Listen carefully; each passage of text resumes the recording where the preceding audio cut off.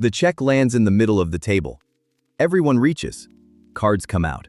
Somebody makes a joke about splitting it. And you do the thing you always do.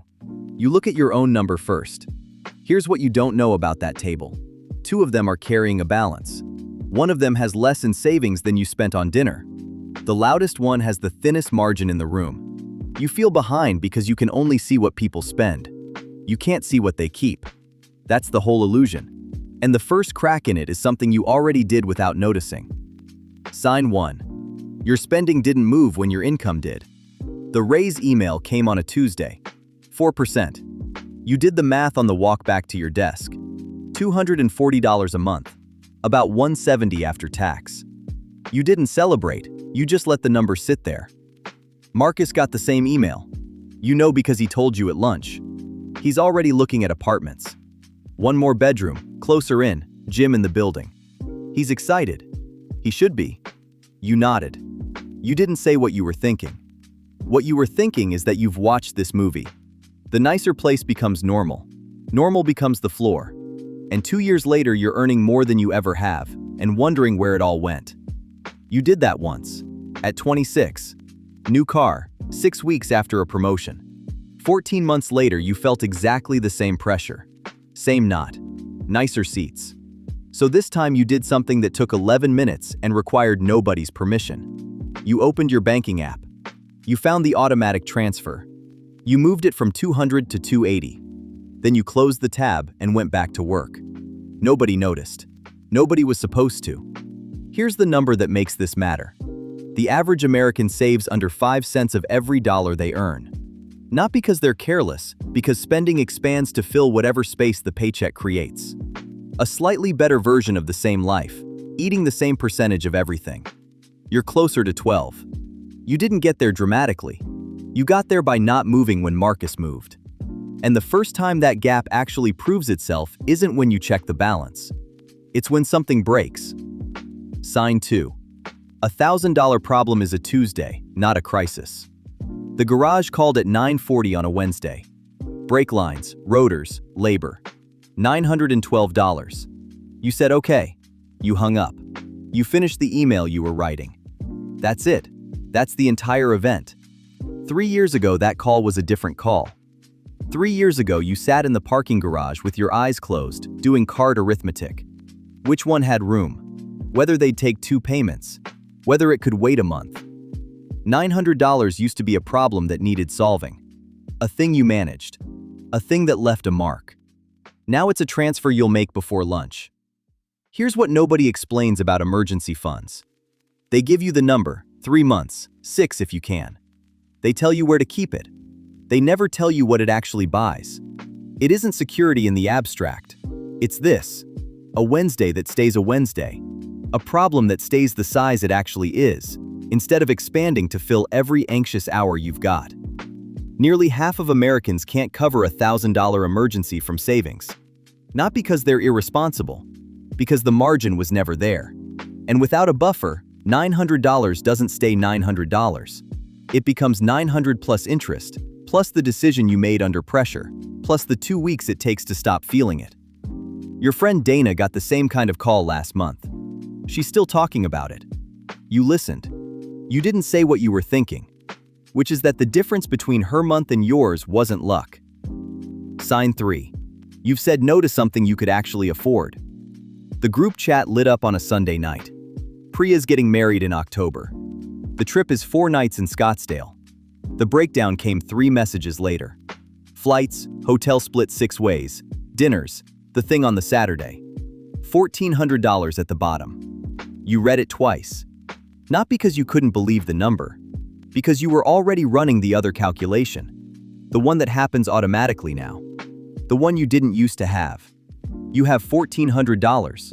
That's not the question. The question is what $1,400 does from here, and which answer you can live with. You put the phone down. You made tea. You came back to it. Here's the thing about that moment. The pressure isn't coming from Priya. Priya doesn't care. The pressure is ambient. It lives in the assumption that obviously you're going. The same assumption that you upgraded your phone. The same assumption that you did something with the tax refund. The assumption is that when you have the money, you spend it. That's what having it means. You used to believe that. Not consciously, just operationally. What changed isn't the money. What changed is the pause. There's a beat now between wanting something and doing anything about it. A beat where you ask a question you can't quite put into words. For Scottsdale, the answer didn't come clean. So on Monday, you texted her separately. You said you were thrilled for her and you were going to sit this one out. She sent back a heart.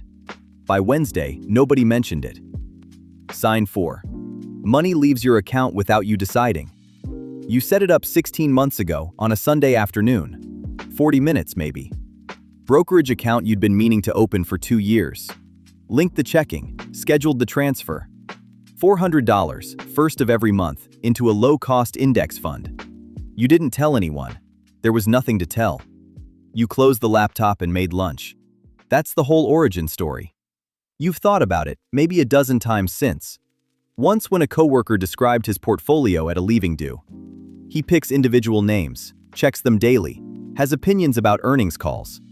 You nodded and said very little. Once in March when the market dropped 7% in 9 days, and your phone filled with notifications you never asked for. You opened the app, saw the number was down, closed it. Transferred your $400 on the 1st, like always. And once at 2 in the morning 3 weeks ago, when you couldn't sleep and opened it just to look. The balance was higher than the month before, and higher than the month before that. You've put in $6,400. The balance is more than $6,400. The part you didn't contribute. The part that just appeared. That's the machine working. Indifferent to whether you're watching. The S&P has averaged around 10% a year, going back nearly a century. Nobody can promise that continues. But the long game has never required genius. It has required one thing. Staying in when everything in you wanted out. You stayed in during March. That mattered more than anything you could have picked. Sign 5. You know your number, and most people don't. You opened the spreadsheet on a Sunday in February. No particular reason. Coffee brewing, phone in the other room. You pulled up the tab you hadn't touched since October and started entering numbers. Checking, 2,900. Savings, 9,100. Brokerage, 6,800. Retirement, 24,300. Car loan remaining, 11,000. You did the subtraction. You wrote the number at the bottom. Then you opened October's entry and held both numbers in your head. The difference was $16,200. You didn't get a windfall. You didn't flip anything. You didn't have a month where everything broke right.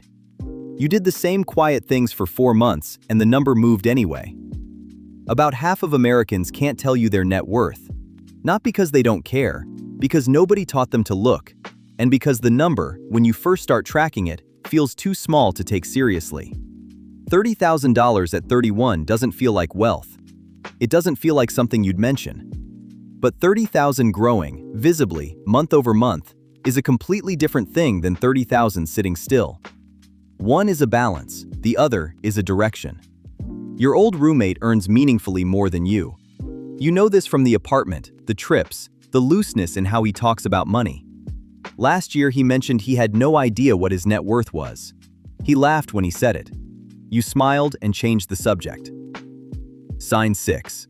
You've started counting hours instead of dollars.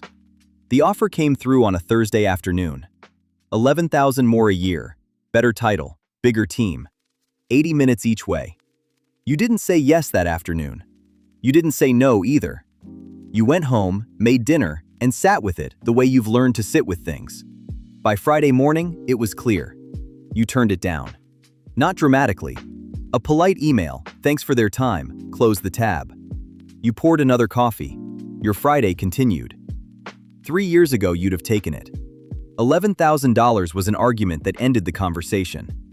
You'd have found a way to make the commute work. You'd have told yourself it was temporary. You'd have bought better headphones for the train and called it a fair trade. Somewhere in the last 2 years, without deciding to, you started measuring differently. Not income in, hours out. Not what the job pays, what it costs. 2.5 hours a day that currently belong to you. Those aren't free. They have a price. You just finally started charging for it. This is the shift that's hardest to explain to anyone who hasn't felt it. It doesn't show up in your bank account. It has no number attached. But it changes every decision downstream. The meeting you declined because it could have been an email. The Sunday morning you protect like it's an asset.